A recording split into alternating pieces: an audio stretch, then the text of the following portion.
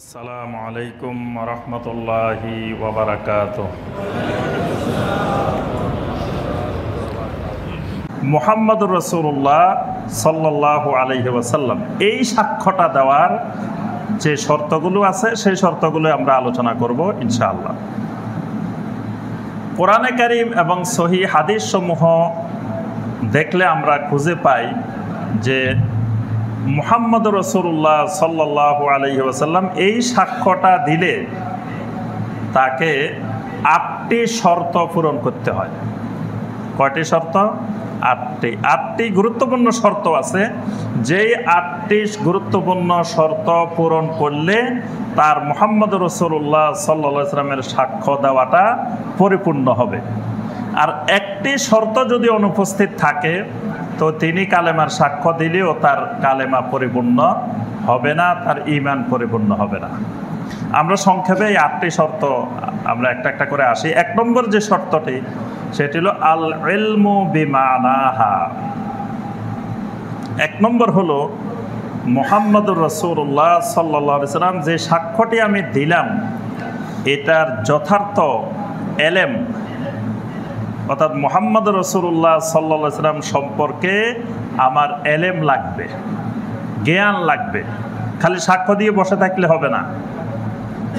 কারণ মুহাম্মদ সাল্লাল্লাহু আলাইহি ওয়াসাল্লাম যে দাওয়াত নিয়ে এসেছেন, যে রিসালাত নিয়ে এসেছেন, এই রিসালাতটা ইলমের বিষয়, জানার বিষয়, বোঝার বিষয়, জ্ঞানের বিষয়। এখন আমি মুহাম্মদুর রাসূলুল্লাহ সাল্লাল্লাহু আলাইহি ওয়াসাল্লাম সাক্ষ্য দিয়ে বসে আছি, কিন্তু মুহাম্মদুর রাসূলুল্লাহ সাল্লাল্লাহু আলাইহি ওয়াসাল্লাম কি নিয়ে আসছেন, কি পয়গাম আমাদের কাছে পৌঁছাইলেন সেটা জানার কোনোদিন চেষ্টা করলাম না, তাহলে ঈমান আসবে না। সারা জীবন মুহাম্মদুর রাসূলুল্লাহ সাল্লাল্লাহু আলাইহি ওয়াসাল্লামের নাম শুনে যত মহব্বত প্রদর্শন করি, কিন্তু মুহাম্মদ সাল্লাল্লাহু আলাইহি ওয়াসাল্লাম সম্পর্কে, তার রাসালত সম্পর্কে যদি ইলম অর্জনের চেষ্টা না করি ঈমান আসবে না। মুহাম্মদ সাল্লাল্লাহু আলাইহি ওয়াসাল্লাম সম্পর্কে অনেকগুলো গুরুত্বপূর্ণ জিনিস জানতেই হবে। প্রথমে আমাকে জানতে হবে মুহাম্মদ সাল্লাল্লাহু আলাইহি ওয়াসাল্লাম আল্লাহর রাসূল। তাহলে তিনি কি মানুষ নাকি অন্য প্রাণী, অন্য মাখলুক, এটা জানতে হবে আমাকে। মুহাম্মদ সাল্লাল্লাহু আলাইহি ওয়াসাল্লাম কি মানুষ নাকি জিন নাকি ফেরেশতা নাকি অন্য কোনো মাখলুক, এই সম্পর্কে জ্ঞান লাগবে। কারণ এই সম্পর্কে জ্ঞান না থাকলে অনেকে মনে করে থাকে যে নবী সাল্লাল্লাহু আলাইহি ওয়াসাল্লাম নূরের তৈরি, তো নূরের তৈরি তো ফেরেশতা, তাহলে নবী সাল্লাল্লাহু আলাইহি ওয়াসাল্লামকে ফেরেশতা বানাই দিতে পারে। অর্থাৎ তার মুহাম্মদ সাল্লাল্লাহু আলাইহি ওয়াসাল্লাম সম্পর্কে যথার্থ জ্ঞানের অভাব। মুহাম্মদ সাল্লাল্লাহু আলাইহি ওয়াসাল্লাম বাশারিয়াত, নবী সাল্লাল্লাহু আলাইহি ওয়াসাল্লামের বাশারিয়াত সম্পর্কে জানতে হবে। যে আল্লাহ পাক কোরআনে কারিমে নবী সাল্লাল্লাহু আলাইহি ওয়াসাল্লামকে বারবার বলছেন যে আপনি দুনিয়ার মানুষকে বলে দিন ইন্নামা আনা বাশারুম মিসলুকুম, আমি একজন বাশার। অর্থাৎ নবী সাল্লাল্লাহু আলাইহি ওয়াসাল্লামের জন্ম, নবী সাল্লাল্লাহু আলাইহি ওয়াসাল্লামের কার্যক্রম একজন বাশারের মতো, একজন মানুষের মতো। মানুষ যেমন তার মায়ের পেটে 9 মাস 10 মাস থাকেন, নবী সাল্লাল্লাহু আলাইহি ওয়াসাল্লাম এরকম একটা সময় মায়ের পেটে অবস্থান করেছেন। মানুষ যেভাবে দুনিয়াতে আগমন করে, নবী সাল্লাল্লাহু আলাইহি ওয়াসাল্লামও মায়ের পেট থেকে সেভাবে দুনিয়াতে আগমন করেছেন। একটা মানব শিশু যেমন মায়ের দুধ খায়, যেভাবে আস্তে আস্তে বড় হয়ে ওঠে, আল্লাহ রাসূল সাল্লাল্লাহু আলাইহি ওয়াসাল্লাম সেইভাবে একটা শিশুর মতো বড় হয়ে উঠছেন। মানুষ যেমন খাবার খেতে হয়, তারপরে ঘুমাইতে হয়, বিশ্রাম নিতে হয়, মানুষের যেমন যা যা হয়, মানুষের যা যা প্রয়োজন, আল্লাহ রাসূল সাল্লাল্লাহু আলাইহি ওয়াসাল্লামেরও এগুলো প্রয়োজন হইতো। তাহলে নবী সাল্লাল্লাহু আলাইহি ওয়াসাল্লাম একজন বাশার, কিন্তু অন্যান্য বাশারের মতো নয়, অন্যান্য মানুষের মতো নন। পার্থক্যটা হলো অন্য মানুষদের কাছে ওহী আসে না, কিন্তু নবী সাল্লাল্লাহু আলাইহি ওয়াসাল্লামের কাছে ওহী আসে। ওহী যার কাছে আসবে, ওহীটা কিন্তু ভিন্ন জিনিস, ওহীটা খুব ভারী জিনিস, ওহীটা খুব কঠিন জিনিস। এটা যে মানুষের উপরে নাজিল হবে, মানুষটাকেও ভারী হইতে হয়, কঠিন হইতে হয়। মানুষটার আলাদা কিছু বৈশিষ্ট্য থাকা লাগে, না হয় মানুষটা ওহীর ভারে জলে পড়ে শেষ হয়ে যাবে। কারণ ওহীটা সাধারণ একটা জিনিস না। আম্মা জান আয়েশা বলছেন যে তার পায়ের উপরে নবী সাল্লাল্লাহু আলাইহি ওয়াসাল্লাম মাথা দিয়ে শুয়েছিলেন, এমন সময় ওহী নাজিল হচ্ছিল, মনে হচ্ছিল তার পাটা মানে ছিঁড়ে টুকরা টুকরা হয়ে যাবে, এত ভারী যখন ওহী নাজিল হচ্ছিল।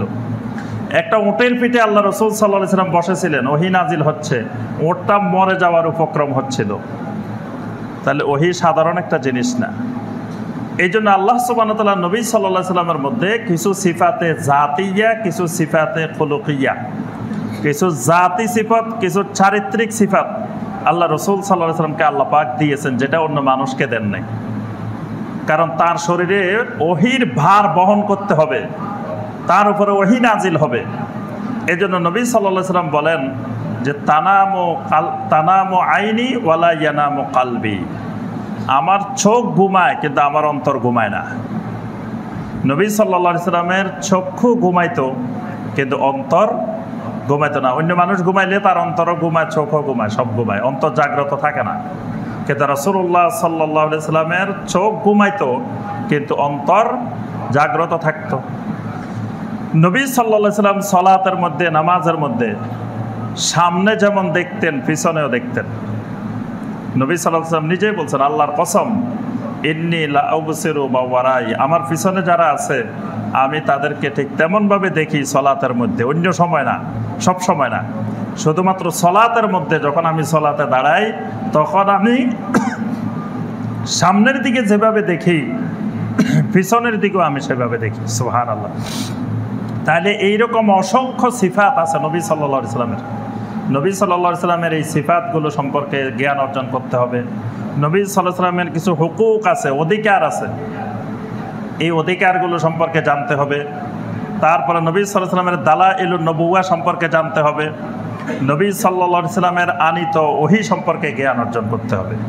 এই জ্ঞান সবসময় অর্জন চেষ্টা না করলে ঈমান থাকবে না। কারণ ঈমানটা ইলম এবং আমলের নাম। ঈমান ইলম এবং আমলের নাম। ইসলাম ইলম এবং আমলের নাম। দ্বীন ইলম এবং আমলের নাম। অর্থাৎ ঈমান বলি, ইসলাম বলি, দ্বীন বলি, শরীয়ত বলি, যেটাই বলবো এটার ভিতরে দুটা জিনিস অন্তর্ভুক্ত, ইলম এবং আমল। আল্লাহ পাক নবী সাল্লাল্লাহু আলাইহি ওয়াসাল্লামকে দুটা জিনিস সহকারে পাঠিয়েছেন।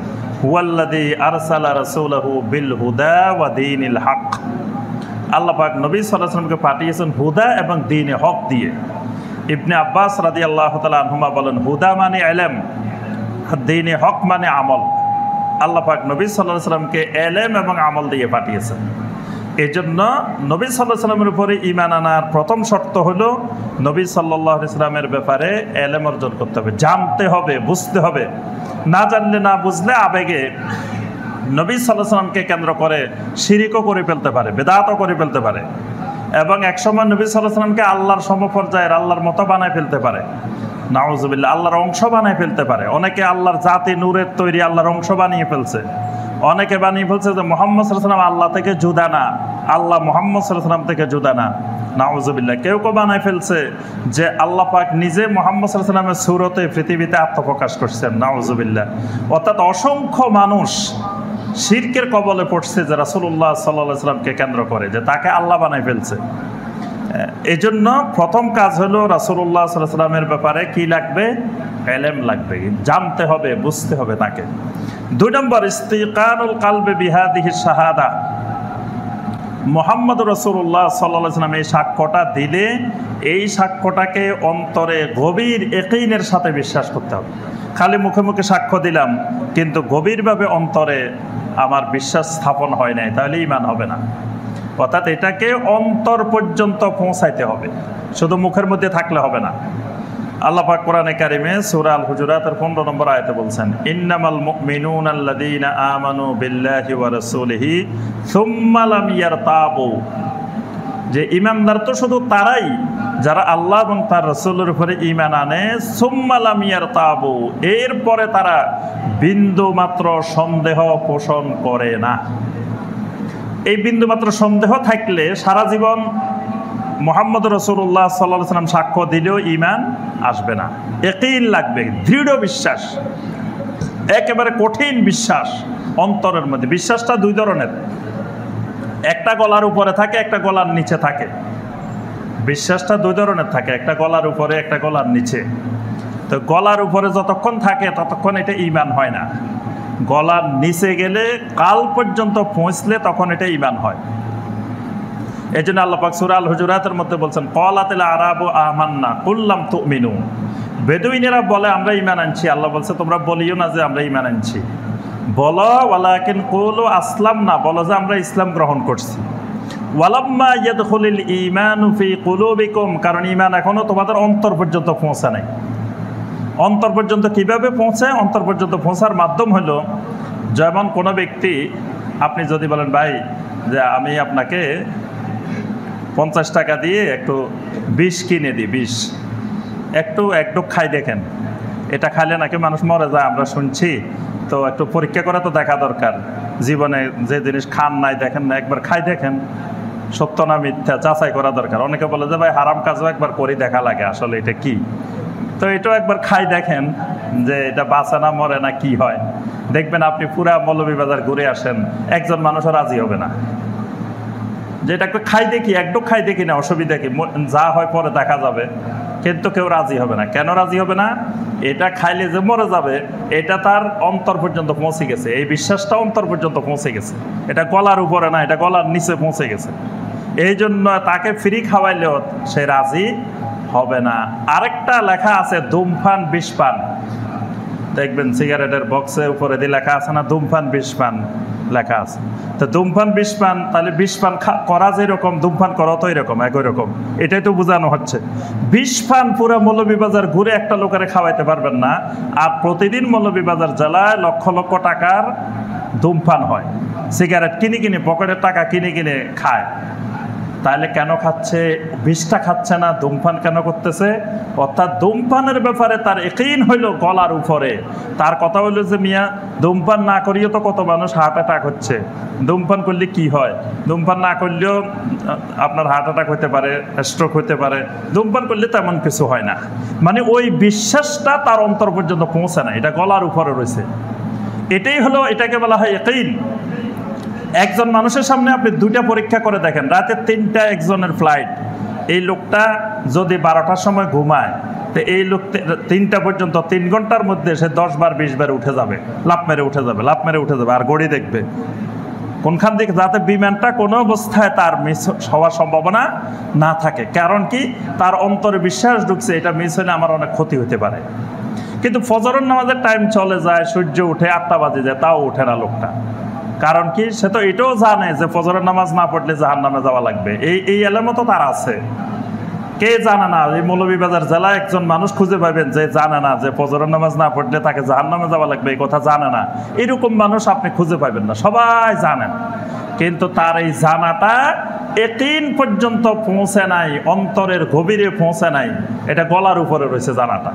এই জন্য মুহাম্মদুর রাসূলুল্লাহ সাল্লাল্লাহু আলাইহি সাল্লামের প্রতি ঈমান গলার উপরে যদি সারা জীবনও থাকে তো ঈমান হবে না, যতক্ষণ পর্যন্ত না এটা অন্তর পর্যন্ত পৌঁছে। অন্তর পর্যন্ত পৌঁছলে আপনি রাসূল সাল্লাল্লাহু আলাইহি সাল্লামের সুন্নতের জন্য দুনিয়ার সব বিসর্জন দিতে রাজি হয়ে যাবেন। আর যতক্ষণ অন্তরে পৌঁছবে না এতক্ষণ স্ত্রীর অনুমতি ছাড়া দাঁড়িয়েও রাখতে পারবেন না।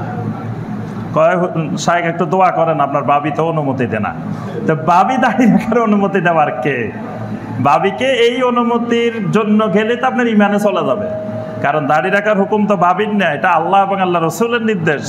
তা আল্লাহ এবং রসুলের নির্দেশের জন্য যদি মাখলুকের কাছে অনুমোদন চান যে আমি কি এটা পালন করবো কি করবো না, তা আপনার ইমানে আসে নাই। অর্থাৎ মুহাম্মদুর রাসূলুল্লাহ সাল্লাল্লাহু আলাইহি ওয়াসাল্লামের প্রতি ঈমানটা ইয়াকিনের রূপ নেয় নাই, অন্তর পর্যন্ত পৌঁছে নাই।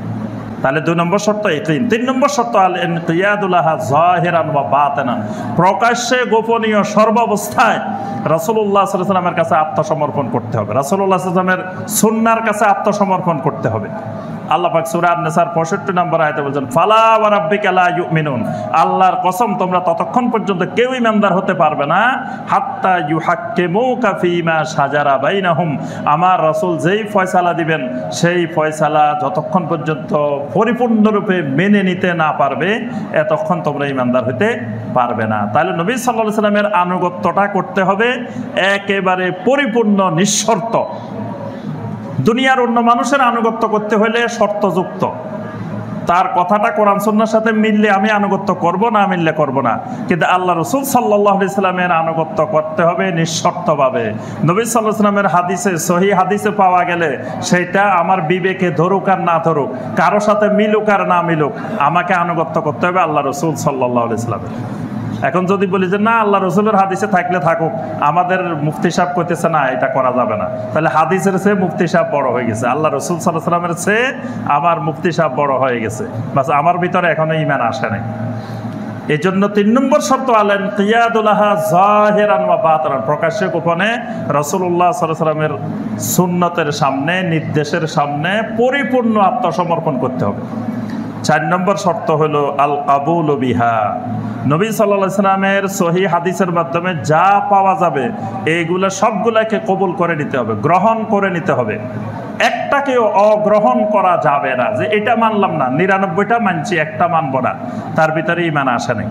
নবী সাল্লাল্লাহু আলাইহি সাল্লাম যা বলছেন, ইমাম মালিক রাহিমাহুল্লাহ নবী সাল্লাল্লাহু আলাইহি সাল্লামের কবরের সামনে গিয়ে বলতেন যে এই কবরে যিনি আছেন তার প্রত্যেকটি কথাই গ্রহণ করতে হবে, একটা কথাও দুনিয়ার মানুষ তার প্রত্যাখ্যান করতে পারবে না। আমি ইমাম মালিকের কথা দুনিয়ার মানুষ চাইলে গ্রহণ করতে পারে, না চাইলে গ্রহণ নাও করতে পারে, এটাতে ঈমানের কিছু আসা যায় না। কিন্তু আল্লাহ রাসূল সাল্লাল্লাহু আলাইহি সাল্লামের কোনো কথা যদি গ্রহণ না করে তার ঈমান থাকবে না। এই জন্য 4 নম্বর শর্ত হলো আল কাবুলু বিহা, পরিপূর্ণ কবুল করে নিতে হবে। কিন্তু দেখা যায় কবুল করার পরে আর কোনো খোঁজ খবর নাই। কবুল করা মানে কবুল করার সাথে সাথে অনেক দায় দায়িত্ব, অনেক কর্তব্য তার উপরে চলে আসবে, সেগুলো বাস্তবায়ন করতে হবে। 5 নম্বর শর্ত হলো আল ইখলাসু ফিহা, পরিপূর্ণ ইখলাসের সাথে, একনিষ্ঠতার সাথে এই মুহাম্মদ রাসূলুল্লাহ সাল্লাল্লাহু আলাইহি ওয়াসাল্লামের সাক্ষ্য দিতে হবে। ইখলাস না থাকলে তাহলে আপনার এই সাক্ষ্যদান কোনো কাজ হবে না। যদি কোনো স্বার্থের জন্য যদি আমি শুধু রাসূল সাল্লাল্লাহু আলাইহি ওয়াসাল্লামের ভালোবাসা প্রকাশ করি, রাসূল সাল্লাল্লাহু আলাইহি ওয়াসাল্লামের মহব্বত প্রকাশ করি, কিন্তু ইখলাস নাই, যদি ইখলাস থাকতো তাহলে আমি রাসূল সাল্লাল্লাহু আলাইহি ওয়াসাল্লামের সুন্নতকে শক্তভাবে ধরার মাধ্যমে আমি যদি দুনিয়ার মানুষের ভালোবাসা পাই না পাই এটা মুখ্য বিষয় না। আমার ভালোবাসা পাইতে হবে আসমানওয়ালার কাছে, আমার ভালোবাসার অধিকারী আসমানওয়ালা আল্লাহ রাব্বুল আলামিন, আল্লাহর ভালোবাসা পাইতে হবে, আল্লাহ রাসূল সাল্লাল্লাহু আলাইহি ওয়াসাল্লামের ভালোবাসা পাইতে হবে। আল্লাহ এবং আল্লাহ রাসূলের ভালোবাসা পাইতে যায় যদি দুনিয়ার সব মানুষ আমাকে অপছন্দ করে, কোনো অসুবিধা নাই। কিন্তু যদি নবী সাল্লাল্লাহু আলাইহি সাল্লামের প্রতি সাক্ষ্য দেওয়ার ব্যাপারে ইখলাসের অভাব হয়, তখন বলবো যে আরে না, তো আমি তো এটা করতে গেলে মানুষ আমাকে আলে হাদিস বলে ফেলতে পারে, এই জন্য ভয়ে থাকে অনেকে। মানুষ কোনোখান দিয়ে আলে হাদিস বলে ফেলতেছে নাকি, আবার কোনোখান দিয়ে আবার লামাজাবি বলে ফেলতেছে নাকি, এই ভয়ে আশঙ্কার মধ্যে থাকে অনেক মানুষ। আমি রাসূলুল্লাহ সাল্লাল্লাহু আলাইহি সাল্লামের সুন্নত পালন করার দ্বারা সারা দুনিয়ার মানুষ আমাকে যা মনে চায় তাই বলুক, এটাতে আমার কোনো বিন্দুমাত্র সংশয় থাকার অবকাশ নাই, কারণ আমি মুহাম্মদ রাসূলুল্লাহ সাল্লাল্লাহু আলাইহি সাল্লামের কালেমায় সাক্ষ্যদানের একজন বিশ্বাসী মুমিন। আমার রাসূল সাল্লাল্লাহু আলাইহি সাল্লাম যদি করেন, এটা যদি আমি বিশুদ্ধভাবে জানতে পারি, বাস আর কে কি বললো না বললো, কে লামাজাবি বললো, কে আলে হাদিস বললো, কে অমুক বললো, কে তমুক বললো, যার মনে যা চায় তাই বলো, কিন্তু আমি রাসূল সাল্লাল্লাহু আলাইহি সাল্লামের সুন্নাহ থেকে, নবী সাল্লাল্লাহু আলাইহি সাল্লামের আনুগত্য থেকে এক বিন্দু পরিমাণ পিছনে সরব না।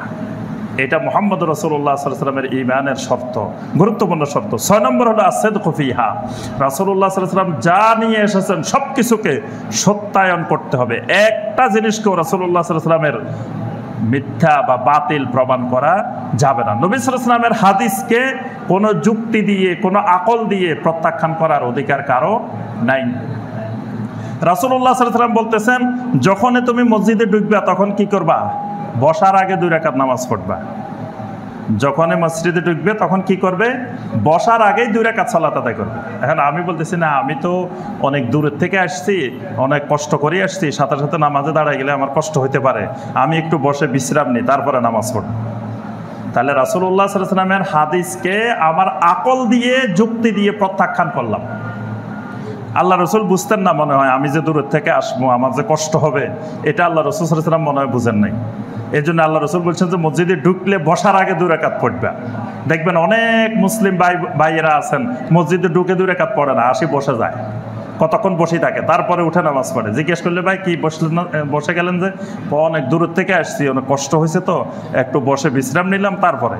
অর্থাৎ রাসূলুল্লাহ সাল্লাল্লাহু আলাইহি ওয়াসাল্লামের থেকে রাসূলুল্লাহ সাল্লাল্লাহু আলাইহি ওয়াসাল্লামের হাদিসকে আকল দিয়ে মিথ্যা প্রমাণ করলো, বাতিল প্রমাণ করলো।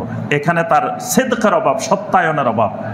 আচ্ছা, দেখবেন যে অনেকে নারীদেরকে মসজিদে আসতে দেয় না, মহিলারা মসজিদে আসা যাবে না, আসা না এরকম? মহিলারা মসজিদে, মহিলারা বাজারে যেতে পারবে, বিভিন্ন জায়গায় যেতে পারবে, সব জায়গায় যাওয়ার অধিকার আছে।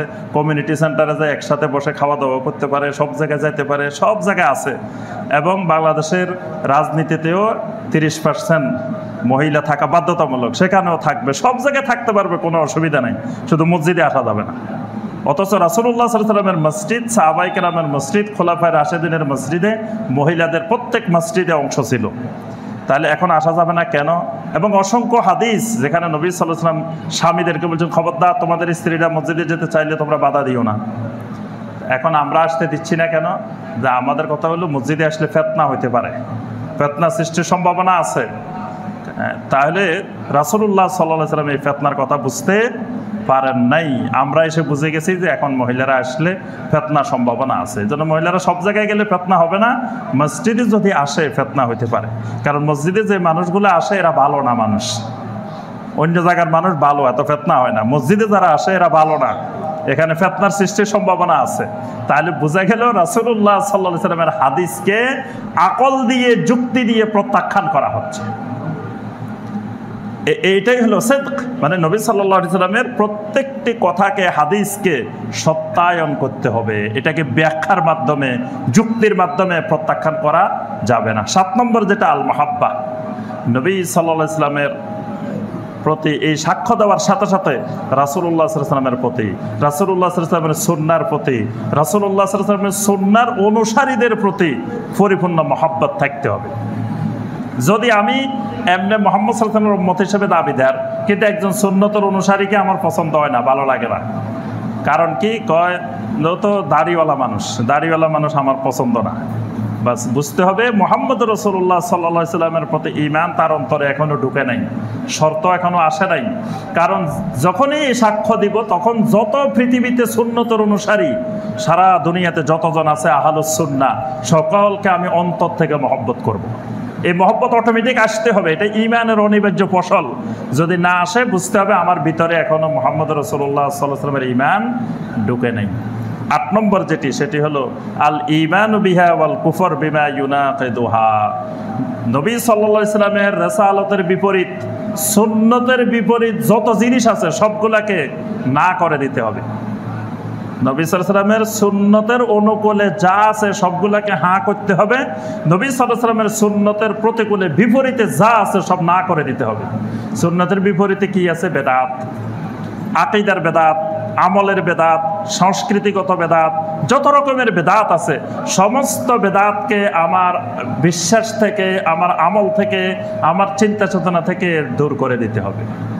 এখন নবী সাল্লাল্লাহু আলাইহি ওয়াসাল্লামের প্রতি ঈমান আনছি, আবার নবী সাল্লাল্লাহু আলাইহি ওয়াসাল্লামের সুন্নতের বিপরীত কর্মসমূহকে আমার পছন্দ হয়, বেদাত না করে থাকতে পারে না। শেষে আসে কয়, না ভাই সমাজে সবাই করে, আমি কি একজন না করে থাকতে পারি? আর পরিবারে কেউ মানতে চায় না, বার্থডে পালন না করলে ছেলেমেয়েরা খুব অসন্তুষ্ট, ছেলেমেয়ের মা খুব অসন্তুষ্ট। ম্যারেজ ডে পালন করতে হয় বড় বড় আপনার কমিউনিটি সেন্টারে, বিভিন্ন রেস্টুরেন্টে। ম্যারেজ ডে না করলে আমার ওয়াইফ অসন্তুষ্ট, বার্থডে না করলে ছেলেমেয়েরা অসন্তুষ্ট। সুন্নত মানতে রাজি না, মানে সুন্নতকে পাশ কাটিয়ে সুন্নতের বিপরীত কর্মসমূহকে, নতুন নতুন হারাম বেদাত কর্মসমূহকে করা, এটা বুঝতে হবে। তার ভিতরে এখনো মুহাম্মদ রাসূলুল্লাহ সাল্লাল্লাহু আলাইহি ওয়াসাল্লামের প্রতি ঈমান সাক্ষ্যদান পরিপূর্ণ হয় নাই। কারণ হইলেই তখন সুন্নতের বিপরীত সকল কর্মের প্রতি অন্তরে ঘৃণা সৃষ্টি হইতে বাধ্য। সম্মানিত মুসল্লিয়ানে কেরাম, তো আমরা একেবারে সংক্ষেপে মূল পয়েন্টগুলো 8টা পয়েন্ট আলোচনা করলাম। এগুলার প্রত্যেকটাই বিস্তারিত ব্যাখ্যা সম্পর্কিত। এই সম্পর্কে কোরআন এবং হাদিসে অসংখ্য আয়াত, অসংখ্য হাদিস রয়েছে। তা আমি শুধু একটু ধারণা দিলাম, আপনারা একটু লেখাপড়া করবেন, জানার চেষ্টা করবেন। এবং আমার এই বইটার মধ্যে কালেমায়ে শাহাদাতের গুরুত্ব ও শর্ত, এখানে লা ইলাহা ইল্লাল্লাহর 8টা শর্ত এবং মুহাম্মদ রাসূলুল্লাহ সাল্লাল্লাহু আলাইহি ওয়াসাল্লামের সাক্ষ্যদানের 8টা শর্ত, এই শর্তগুলো সম্পর্কেই এখানে আলোচনা করেছি। আরবি ভাষায় অসংখ্য বই আরব দুনিয়াতে রচিত হয়েছে যে লা ইলাহা ইল্লাল্লাহ সাক্ষ্য দিতে হলে কি কি শর্ত লাগে, মুহাম্মদ রাসূলুল্লাহ সাল্লাল্লাহু আলাইহি ওয়াসাল্লাম সাক্ষ্য দিতে হলে কি কি শর্ত লাগে। কিন্তু আফসোস, এই দেশ আশেকে রাসূলের দেশ, সবাই আশেকানে রাসূল, সবাই আশেকে রাসূল, কিন্তু মুহাম্মদ রাসূলুল্লাহ সাল্লাল্লাহু আলাইহি ওয়াসাল্লামের সাক্ষ্য দিতে হলে কয়টা শর্ত লাগে আপনি একটু খোঁজ খবর নিয়ে যদি দেখেন, কয়জন আশেকে রাসূল, কয়জন যিনি রাসূল সাল্লাল্লাহু আলাইহি ওয়াসাল্লামের মহব্বতে এই 12 তারিখে অনেকে লাখ লাখ টাকা, কোটি কোটি টাকাও খরচ করে ফেলছে রাসূলের মহব্বতে, কিন্তু এখনো মুহাম্মদ রাসূলুল্লাহ সাল্লাল্লাহু আলাইহি ওয়াসাল্লামের সাক্ষ্য দিতে হলে কয়টা শর্ত লাগে এই সম্পর্কেও জানা নেই। এই জন্য আমাদের বিষয়গুলো জানা দরকার। আল্লাহ রাব্বুল আলামিন আমাদের সবাইকে এই লা ইলাহা ইল্লাল্লাহ এবং মুহাম্মদ রাসূলুল্লাহ সাল্লাল্লাহু আলাইহি ওয়াসাল্লাম সাক্ষ্য দেওয়ার শর্তগুলো সঠিকভাবে যথার্থভাবে জানার, বোঝার, আমল করার তৌফিক দান করুন। আমিন ইয়া রাব্বাল আলামিন। নাফা'আনিল্লাহু ওয়া ইয়্যাকুম বিল কুরআনিল আযীম ওয়া বিসুন্নতি রাসূলিহিল কারীম সাল্লাল্লাহু আলাইহি ওয়াসাল্লাম। আকুলু কাওলি হাযা ওয়া আস্তাগফিরুল্লাহ লি ওয়া লাকুম ফাস্তাগফিরু ইন্নাহু হুয়াল গফুরুর রহিম।